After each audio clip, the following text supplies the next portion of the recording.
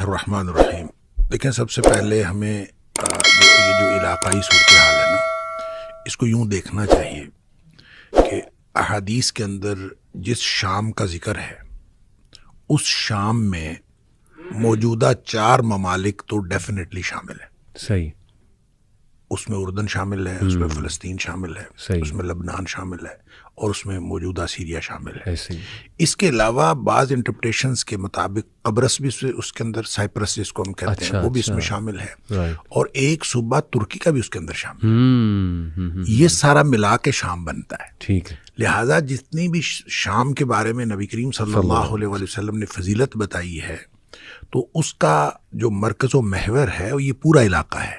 کوئی ایک ملک نہیں ہے، موجودہ ملک شام نہیں ہے، بالکل، بلکہ پورا علاقہ جو ہے اس کے اندر شامل ہے. جہاں تک قسطنطنیہ کی بات ہے، ظاہر ہے کہ یہ استنبول کا دوسرا نام ہے، اور استنبول جو ہے وہ مسلمانوں کے قبضے میں ہے، اور نبی کریم صلی اللہ علیہ وسلم اس میں جو ذکر فرما رہے ہیں وہ قسطنطنیہ کی فتح کا ذکر فرما رہے ہیں. تو اس کا مطلب ہے کہ قسطنطنیہ پہلے ہمارے ہاتھوں سے جائے گا، مسلمانوں کے ہاتھوں سے یہ چلا جائے گا، اور یہ پھر جا کے فتح ہوگا. اور اس کی فتح کے بارے میں بعض احادیث کے اندر آتا ہے کہ جب قسطنطنیہ فتح ہوگا تو مسلمان جو ہیں وہ اس قدر یعنی ایمان والے ہوں گے، اور ان کا ایمان اس قدر مضبوط ہوگا. اصل میں یہ ساری چیزیں ریلیٹ کرتی ہیں. اس کو میں تھوڑا سا اور پیچھے لے جاؤں. بالکل بالکل. تو امام مہدی کا جو ظہور ہے، صحیح، وہ فتنوں کے ظہور میں امام مہدی جو ہے وہ آئیں گے فتنوں کے دوران. اس میں بعض نشانیاں ہیں.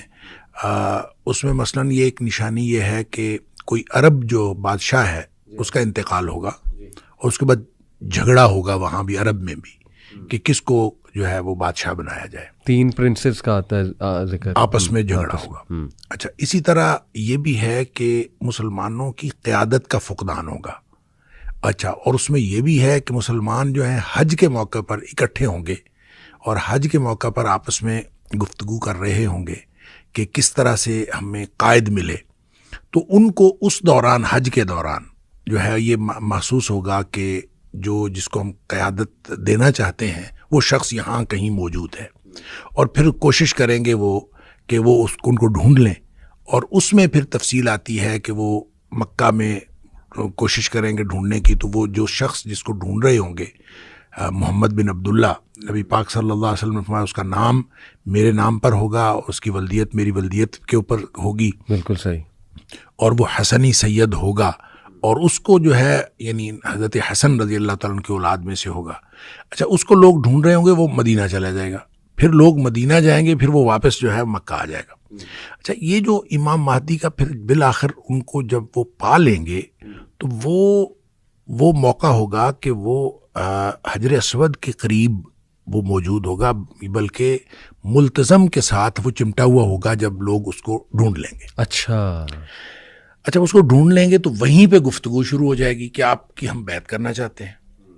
اچھا، حدیث کے جو الفاظ ہیں نا، اس سے یہ پتہ چلتا ہے کہ امام مہدی اپنے ظہور سے قبل وہ کوئی ایکسٹرا آرڈنری شخصیت نہیں ہوں گے.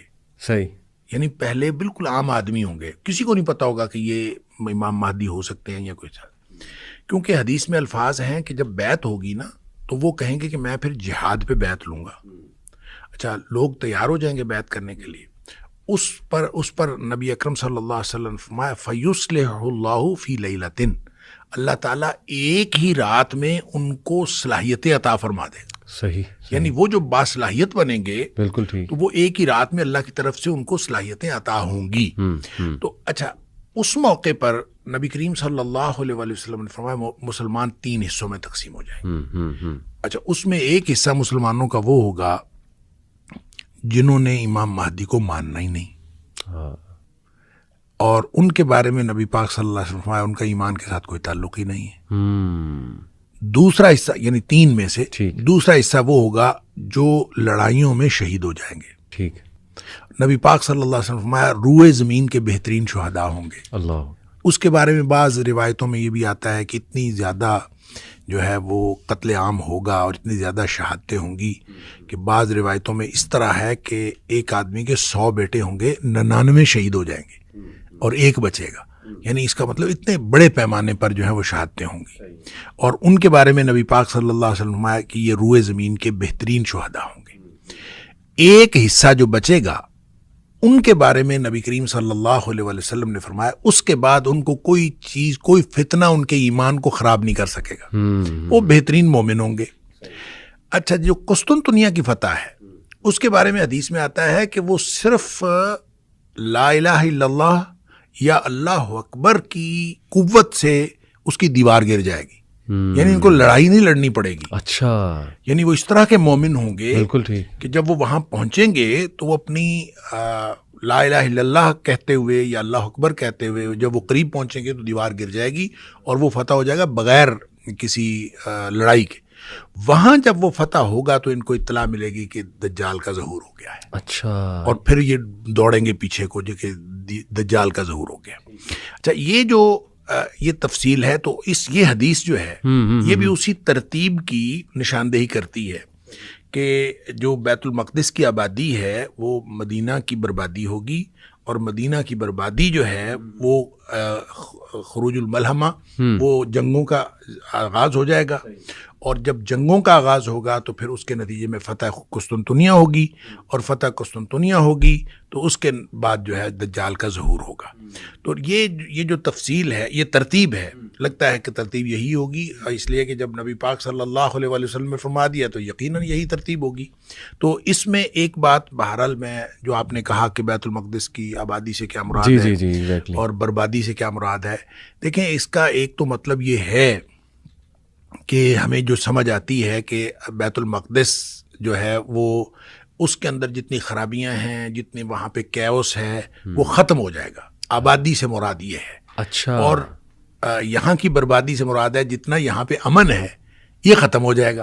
اچھا، ٹھیک ہے، خراب ہے نا، خراب، ٹھیک ہے، ٹھیک ہے، خراب یثرب، حدیث کے الفاظ ہے خراب۔ صحیح ہوگا۔ اب خرابی کسی بھی طرح کی ہو سکتی ہے، وہ ایڈمنسٹریٹو خرابی ہو سکتی ہے، مینیجریل خرابی ہو سکتی ہے، وہ نظام کی خرابی ہو سکتی ہے، وہ لوگوں کے ایمان کی خرابی ہو سکتی ہے۔ ویسے تو نبی پاک صلی اللہ علیہ وسلم فرمایا فتنوں کے دور میں ایمان جو ہے وہ حجاز کے اندر سکڑ کے آ جائے گا، جس طرح سے سانپ جو ہے سکڑ کے اپنی بل میں گھس جاتا ہے، اس طرح سے ایمان سکڑ کے حجاز میں آ جائے گا۔ حجاز یعنی مکہ مدینہ، مکہ اور مدینہ۔ اچھا، تو جب مکہ اور مدینہ میں ایمان آ جائے گا تو اس کا مطلب ہے ایمانی خرابی تو نہیں ہوگی، کسی اور طرح کی خرابی ہوگی، کوئی بد انتظامی ہو جائے گی، کوئی لڑائی ہو جائے گی، کوئی سیاسی ایشو ہو جائے گا، کوئی اس طرح کا ایشو ہوگا، اور اس ایشو کے بعد جنگیں شروع ہو جائیں گی۔ اب وہ جو جنگیں شروع ہوں گی، جو بھی قیادت کا فقدان ہوگا۔ میں جب پہلی دفعہ ایک حج پہ گیا تو وہاں مجھے پتہ چلا کہ وہاں ہر حج کے اوپر ایک کانفرنس ہوتی ہے اور پوری دنیا کے علماء آتے ہیں۔ صحیح۔